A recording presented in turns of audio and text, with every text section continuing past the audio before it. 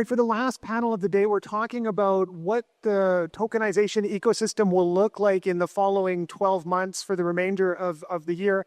And we're lucky to have with us today panelists from various parts of the ecosystem to kind of give us an idea of how things are going to develop over the next 12 months. So maybe we can start with very brief introductions from everyone. George? I need a mic. You go. Go ahead. Hi, everyone.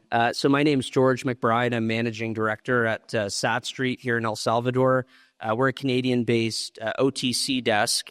We launched back in 2020 in Toronto, essentially facilitating Bitcoin and stablecoin transactions on and off ramping from fiat in transaction sizes ranging from 50K to 100 million. We expanded into El Salvador about a year ago, which is a much longer story, which I'm happy to tell off the panel here. But we now do a lot of work in country in a similar capacity. One of the challenges here is banking and getting larger amounts into the country, into local banks, and that's something that we're really effective at helping with. So Bitcoiners selling to dollars, stable coins, et cetera, into local accounts. And then we also do a lot of buy-side volume. So helping folks on-ramp large amounts of USD into digital assets. And part of that is we work with tokenization companies, providing liquidity on digital assets directly, as well as on and off ramping. And then the last thing I'll mention is, we have a lot of clients and co-investment partners that come down here looking for opportunities, and more that's, a lot of that is going towards tokenization opportunities. So I have a bit of a front row seat in how they look at these opportunities, how they look at this space, and how they look at tokenization. And that's where I hope to hopefully contribute a little bit, as SatStreet doesn't do tokenization in-house, but we're certainly all around it. Great. Hi, everyone. My name is John Crane. I'm CEO and founder of Crane Shares. We're a U.S. asset manager headquartered in New York City. We do ETFs listed on the New York Stock Exchange and also private funds. Our area of focus is China, emerging technologies, carbon credits, and alternative type of strategies, and also model portfolios of ETFs. We're now are setting up here in El Salvador, incorporated here, and we partnered with Hadron and Bitfinex to start tokenizing our funds. Our first fund that we're going to be tokenizing is our largest fund, which is a China Internet Fund, KWEB, which is a portfolio of all the leading China Internet names. And we're excited about that and excited to be here. Thanks. Hello, everyone. My name is Umberto. I'm the global head of derivatives sales at B2C2. B2C2 is a major liquidity provider active in spot and derivatives market. What we do essentially, we specialize in structured products and solutions for DAT companies, Bitcoin miners, asset managers, and whichever financial institutions in the market. Hi, everyone. My name is Evgeny. I'm the founder of Re7 Capital. We're a DeFi investment firm where we run yield strategies, provide liquidity via regulated funds. And apart from that, we operate in the space by running vaults and enabling asset managers and other players to lend, borrow, and use their tokenized funds as collateral. So as a result of that, we've been working with a lot of traditional asset managers who have been tokenizing their assets, and they're looking to make them composable and usable within DeFi, and that's what we've been helping them do. We run about $1 billion of capital, and we have also tokenized our fund, and we're looking to do more with Hadron. Good afternoon, everyone. I'm Alen Pavlovic. I'm portfolio manager at LiquiBit Capital, based out of Hong Kong. I've spent my career trying to analyze messy markets and turn them into clean data. At LiquiBit, we are systematic, quantitative-driven fund.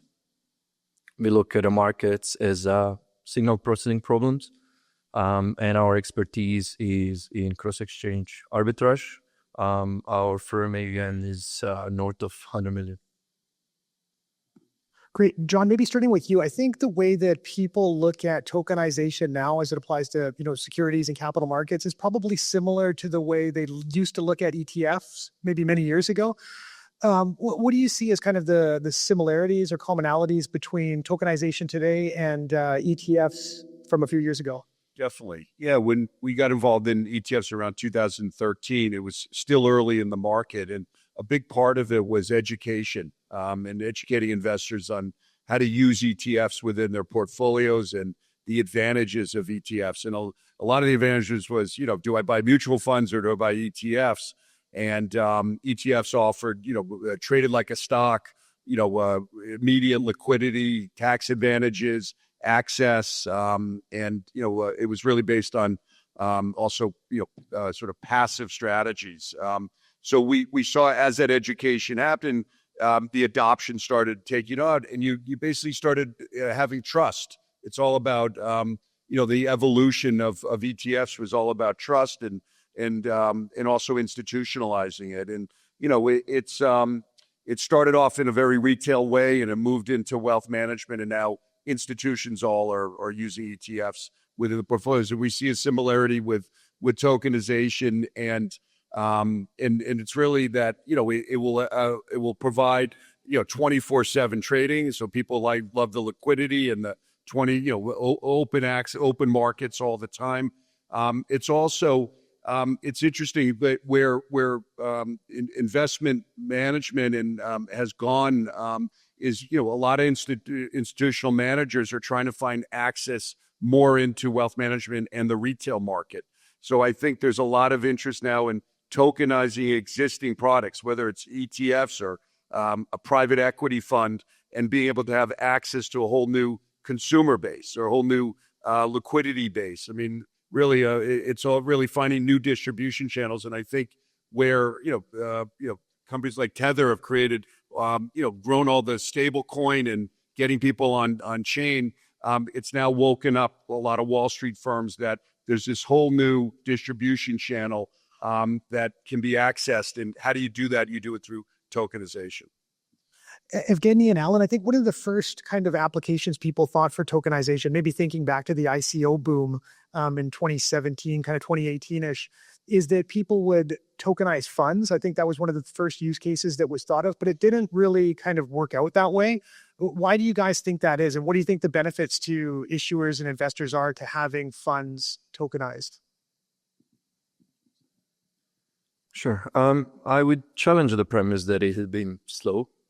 In quantitative finance, we wouldn't look at a sentiment. We would focus on the ledger. We would look at the numbers. So if you look at the end of 2025, the tokenized RWA market, if we exclude the stablecoins, was almost 40 billion.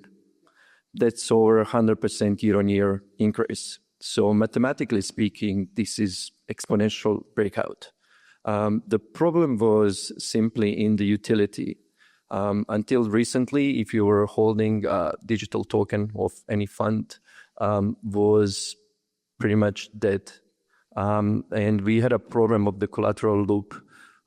So what I mean by that is if you are holding a token of fund or of some asset, you're able to receive a yield of the token of 5-10%, but very importantly, you're able to use that token as a collateral or margin. And that was not the case before. So we now created a concept of negative cost of carry, which is literally a structural arbitrage that is offering everyone that participating in the market to have superior risk return. And with that in place, I think the tokenized fund and assets will exponentially continue to grow in the coming years. I would maybe take a slightly different view, whereby I think up until recently, no one just cared about these things. So our original kind of flagship fund is a fund with 5 years of track record, delivering double-digit yields with no volatility of returns. And up until very recently, when we would theoretically say, well, how about we tokenize a fund, and then dear potential investor, would you be interested to kind of buy it on chain? They will say, well, why would we do it? We're just holding BTC and some random coin that's going up. When it comes to tokenizing RWA assets or traditional funds, which are potentially exceptional, internet stocks, private credit or whatever, there was also no interest on chain, because I would argue the challenge is not on the tokenization side. you could have created a company, put shares of a fund in it and do an ICO for that company. It's just there weren't any buyers. There weren't any buyers of those assets because a few years ago there wasn't enough capital, enough wealth sitting in the DeFi ecosystem, and whatever capital was sitting there was extremely crypto native, and crypto native not just in terms of these were the early crypto adopters, but they only wanted to do stuff within crypto. And then when they wanted to do stuff outside of that in the real world, they would, escape from the crypto world and move their money to the real world and keep it very separate. And now we're at the point where you have very large crypto treasuries that are sitting on chain. You have a very vibrant DeFi ecosystem, which is also converging with CeFi and TradFi. So, if you're a customer of Coinbase, you can take a loan against ETH and BTC, and the capital that's financing your loan will come from on-chain sources. Now, that utility has never existed before. So we're now finally at the point of maturity where you have large allocators on-chain who would say, well, I want the RW assets.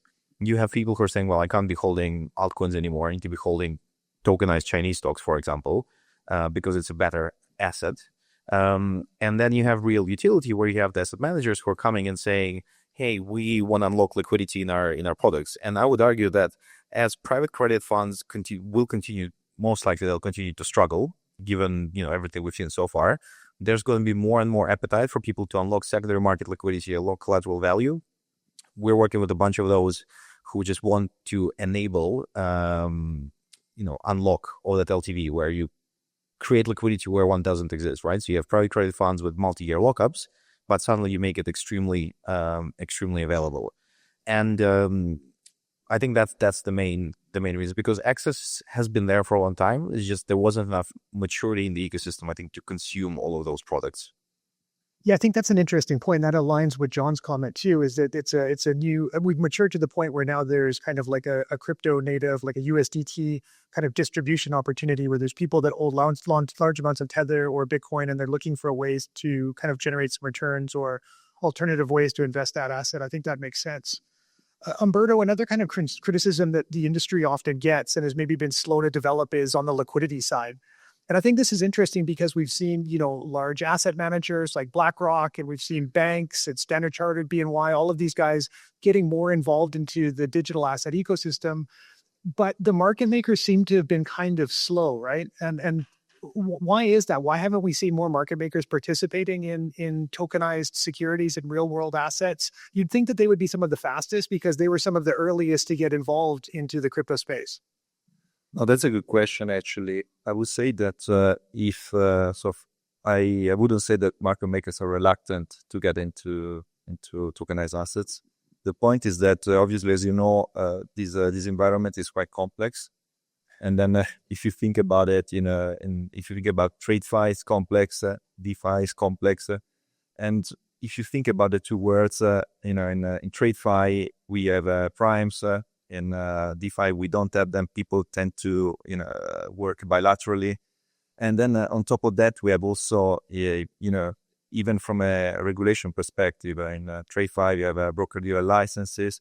In DeFi, we have BASP, but that covers at a certain point because it's useful to, let's say, commercialize products. But when it comes to securities, then you might need other types of regulations. So the environment is quite complex, and it's a good point what you just said that there's some sort of a stream coming from the money markets, which is true. It's a matter of fact. We're still talking about a small portion of the entire size of the market, but as you can imagine from a market maker perspective, the economics are not there when we're talking about money market funds, right? Versus equity or versus other type of asset classes, which are more interesting from a market making perspective.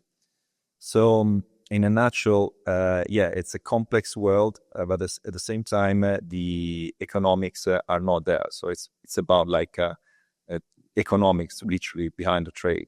You can tokenize, you can transact atomically, fair enough. It's not that the point, but it's all the financial part that is still not there, because we market makers, we work at a different speed. So the balance sheets, they have a turnover which are not the same turnover that you expect in TradeFi. So I would say that it's mostly about the economics rather than the real intention. I wonder if this is also a maturity issue as well. Is it the issuance? A lot of the tokenized issuances today just haven't been big enough. And John, I think the issuances we're working on are maybe some of the first to turn that around. First of all, I think the market makers follow the flow, but I think what's going to happen is as traditional fund managers get more into tokenization, they'll bring their ecosystem of market makers. Like when we'll launch soon, CraneShares will bring our whole market making.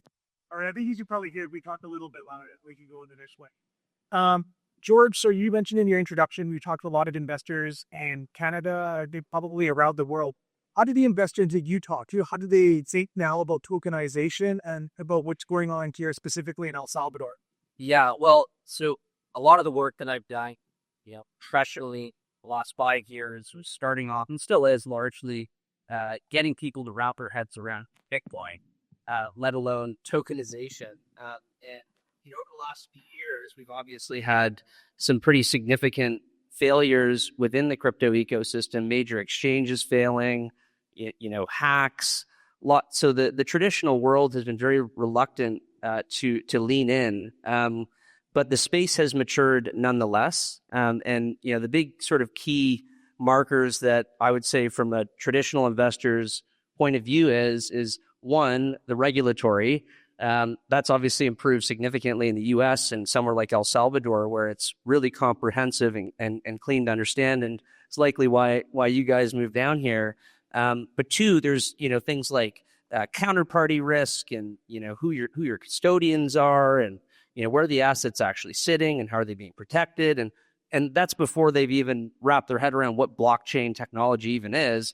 So again, I think maturity seems to be the buzzword here, and I think that's correct in that capital allocators from the traditional world have been watching the last several years, and they're finally coming to the point where they can look at a place like El Salvador and say, okay, regulatory check mark, the counterparties and service providers or DASPs that are there, Bitfinex Securities, SatStreet, etc. Okay, we can get comfort with flowing these issuances through.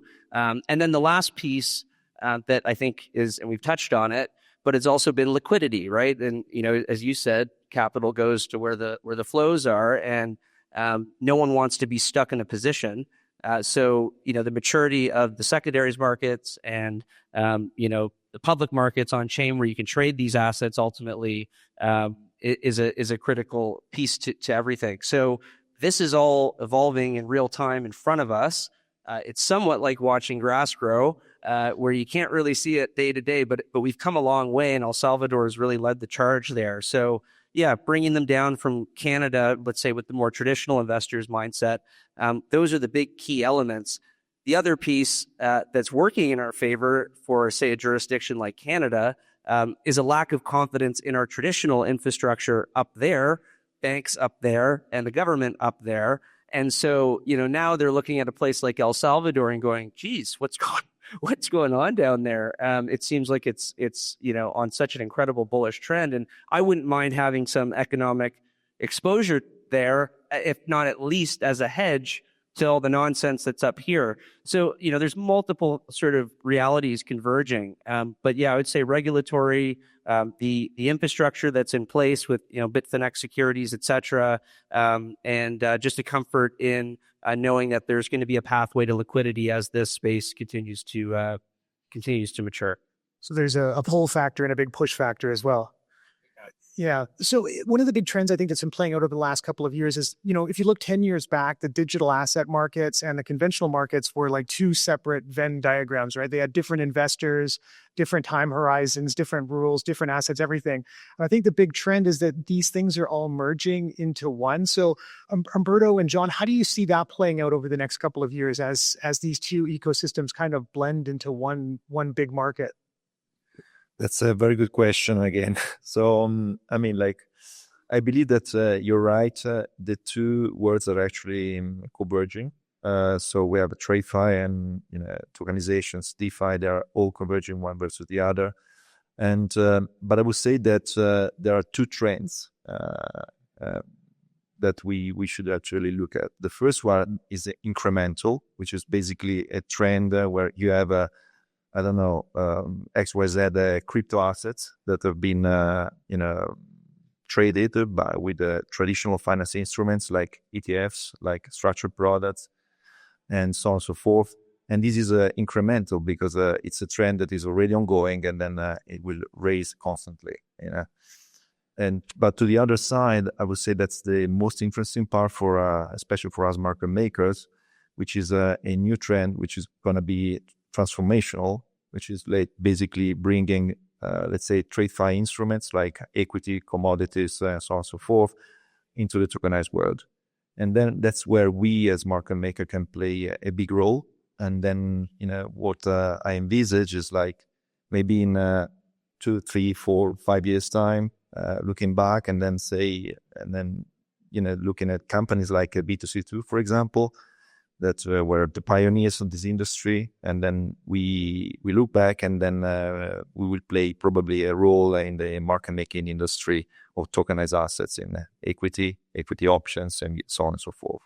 So that's how I see the world evolving in the next 2, 3, 4 years. John, what are your thoughts on the two markets kind of merging?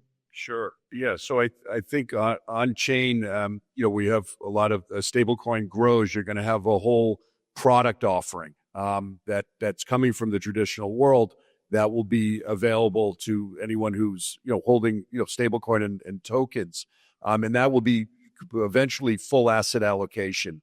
I also think the whole premise behind Tether as it started was the unbanked, and also we should talk about the unbrokered out there. I mean, it's billions of people. So I think as more product offerings get tokenized, you'll also have this whole unbrokered world this will be their first entree into having access to these types of products. So that's one side. The other side is, the traditional investors, institutional. I think I read a poll where 55% of institutional investors want to buy tokens, a tokenized product in the next year.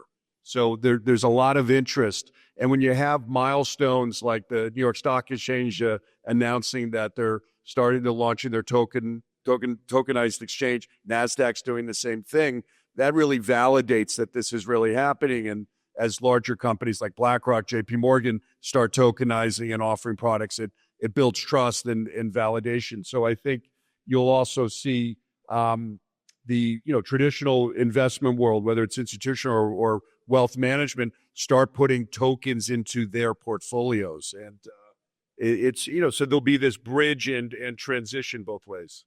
Yeah, I think that's what people want. Like increasingly people are trading crypto, they're also trading conventional assets, and they want to be able to go back and forth and move between them. So there's obviously a lot going on here in El Salvador. There's a lot going on in the States. Evgeny and Alen, your guys' funds are in Hong Kong and Dubai. What's happening in those two markets, and what's sentiment like over there? Dubai is a pretty interesting place where it's one of the friendliest regimes right now to both fund managers on the traditional side, fund managers on the crypto side, and people who are building crypto projects. There's this very entrepreneurial spirit in that country where they basically build it out of sand within 30 years into something that looks like a city of the future, and they're extremely welcoming at kind of government level and kind of at the bottom up level. You can buy property with Tether. You can do a lot of things with crypto over there. And they're very actively working on tokenizing real estate, whereby for them it's probably the most important industry after oil, given that all of that has been built very, very recently. And access to that class as a class is in very much high demand. So we're seeing that growth and that adoption and that support and demand across the board. And finally, maybe on the point of traditional investors or institutional investors thinking of this, even their sovereign wealth funds are now viewing digital assets as, a bucket within their asset allocation model. And then within that, they're very sophisticated in terms of how they're looking at, directional passive, venture, directional active, market neutral. And it's pretty amazing to see that degree of sophistication. Alen, what about Hong Kong? Hong Kong took a lot more conservative approach. It is mostly focused on regulating exchanges and protecting the retail clients. So for us, trading a lot of derivatives, it's still a long way ahead. So one of the big projects for LiquiBit in 2026 is actually expanding our regulatory footprint to ADGM. We kicked off that process at the end of last year. Regarding El Salvador, we are pretty much in the final stages to submit our application to a local regulator to tokenize our BTC share class. So we are coming here and entering the tokenized world and the markets, and pretty much looking forward to this one. So real estate has always been one that's been kind of talked a lot about with tokenization. Again, you just touched that on your comments.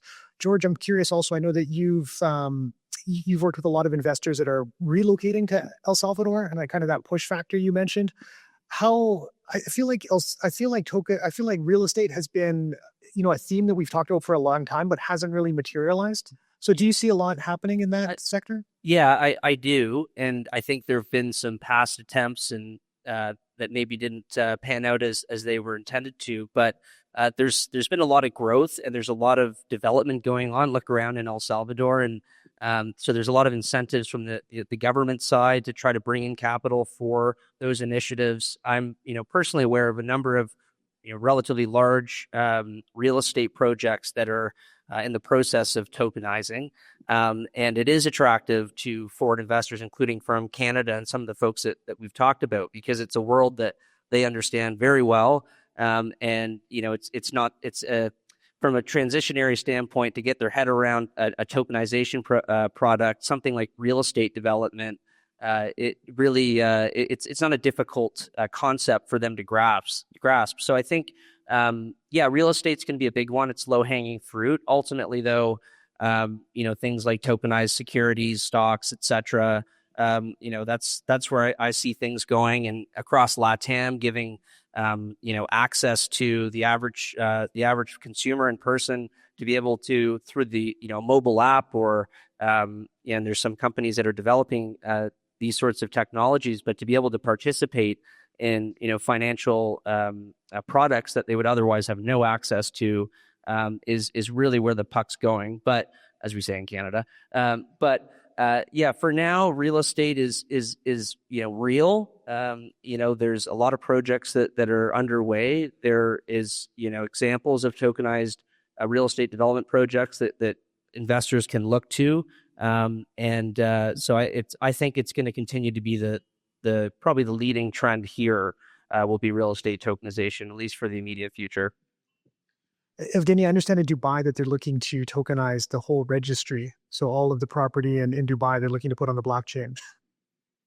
Yeah, that's right. Well, they're already very, very digital. So even the transaction to buy property can be done within a few minutes. So they're very, kind of digital first, which is pretty impressive. But yeah, they're very forward thinking in terms of realizing that, everything in the world is going to be tokenized, right? Attention, time, every single thing we can think of. And then why not real estate? The demand, and frankly, they're taking advantage of the current situation that they're in, where the net migration into UAE is through the roof on the back of issues in Europe and Asia, right? We've just heard that Hong Kong manager would like to set up, presence in Abu Dhabi. I probably know 5 or 10 other people who are looking to do the same move from Hong Kong, let alone London and other places. So the supply demand is very skewed in their favor. And given that it's a very important industry and they're very futuristic, to them it makes perfect sense because it makes the cost of transactions lower. The cost of that goes down. And this kind of whole positive flywheel unlocks. And one of the, to your point, Jesse, that, we've been speaking about real estate and hard asset tokenization for a long, long time. Now, one of the reasons we haven't unlocked it is that maybe most hard assets should stay hard and not tokenized, right? Because if you're tokenizing a ship and you're making it tradable on chain, and then you have a retail person trading that, well, maybe it's not a great idea. And a lot of those assets are, very hard to understand, right? They're very kind of convoluted and very opaque, with, simple property generating, pretty high rental yields that could be pretty attractive. Because in a place like that, rental yields are twice the average of what you get in Europe, for example. So all those factors coming together basically result in a liquid market, yielding market that's currently booming. We'll see how long it lasts. Who knows? In a country which is extremely pro progress, and people who live there are willing to take up these tools and use them. Yeah, that's interesting. I think maybe the secondary theme, if the first theme was maturity, maybe the second one is the push factor that's pushing people into some of these different markets and the opportunities that kind of drives. All right, to wrap things up, what do you, maybe go through the panel, everybody, what are you most looking forward to in 2026? And what do you think are going to be some of the big data points and most exciting things to look forward to? Well, I think the continued growth of El Salvador and companies setting up from other jurisdictions, sure, to tokenize, absolutely, but beyond that, I think that this country is on it's a rocket ship going up, and I see Canada and the U.S.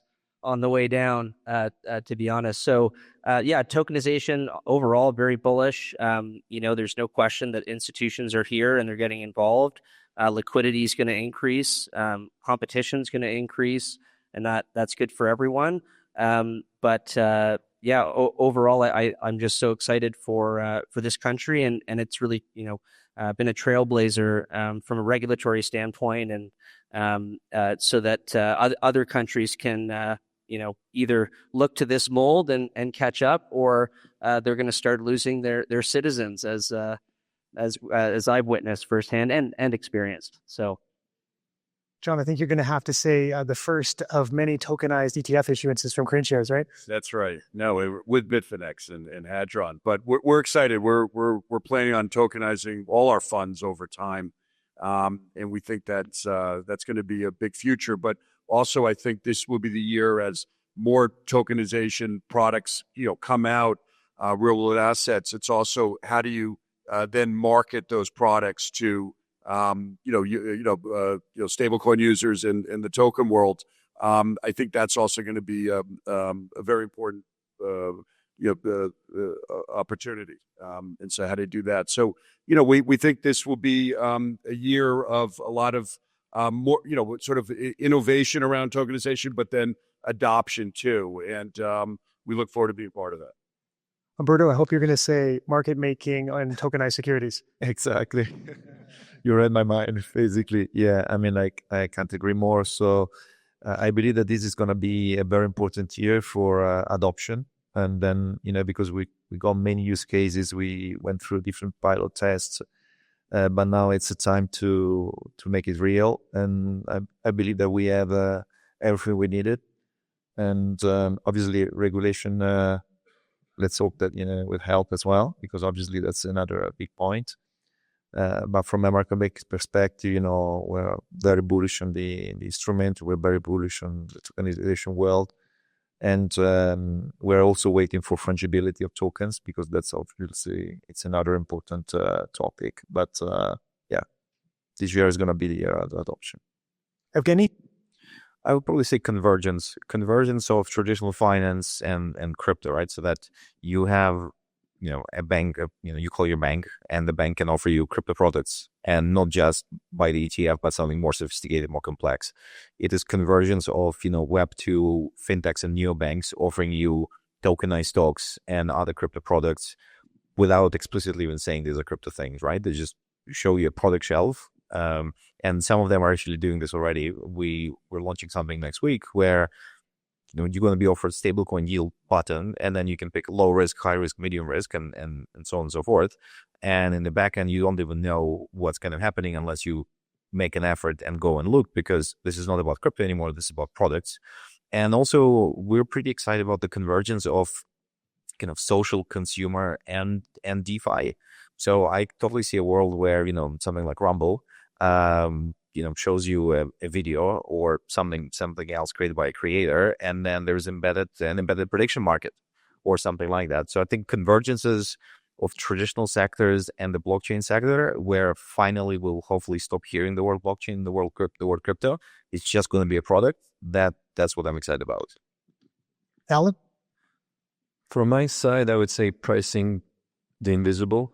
In quantitative space, we got really good at pricing liquid assets, such as stocks, ETFs, but real estate, infrastructure, private credit, they were black boxes to us. And tokenization is now opening that door.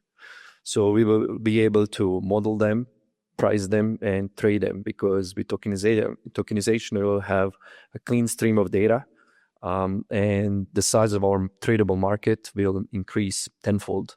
And for a hedge fund like ours, there is potentially a lot of alpha. And that's something that is a challenge as well, but something that for us in the company, we are looking forward to. Great. Well, thank you everyone for participating in today's panel. And we will be holding the networking event upstairs. So please, everyone, stick around and join us for a drink upstairs.